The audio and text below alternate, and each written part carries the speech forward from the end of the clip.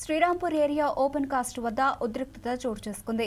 గనిలో OB తరలింపు పనులను చేపట్టిన సిఆర్ఆర్ ఉదయ్ కంపెనీ యాజమాన్యాలు సుమారు 600 మంది కాంట్రాక్టు కార్మికులకు 4 నెలలుగా వేతనాలు ఇవ్వకపోవడం లేదు. దాంతో వేతనాలు ఇప్పించాలని Srirampur open cast project officer వెంకటేశ్వర్లను కాంట్రాక్టు కార్మికులు అడ్డుకున్నారు. జాతీయ రహదారిపై కాంట్రాక్టు కార్మికులు రాస్తారోకో చేపట్టి నిరసన తెలిపారు. కంపెనీ యాజమాన్యాలు బేషరతుగా వేతనాలు చెల్లించాలని డిమాండ్ చేశారు. మేము సిఆర్ఆర్ కంపెనీ ఉదయ కంపెనీలో 680 మంది ఉద్యోగులు పనిచేస్తున్నాము.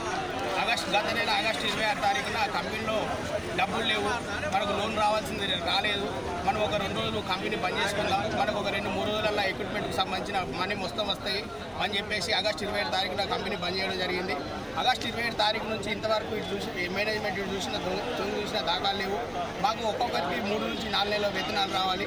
మేము దసరా అంటేనే పెద్ద కొండంత పండుగ.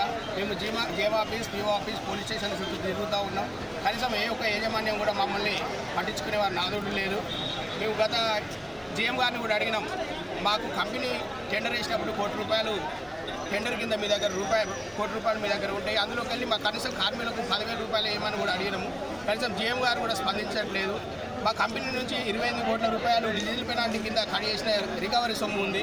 కనీసం ఆ డబ్బులు కూడా సింగరేణి జీఎం గారు తలుచుకుంటే మా కార్మికులందరికీ జీతాలు ఇప్పించచ్చు. కనీసం జీఎం గారు కూడా మా యాజమాన్యానికి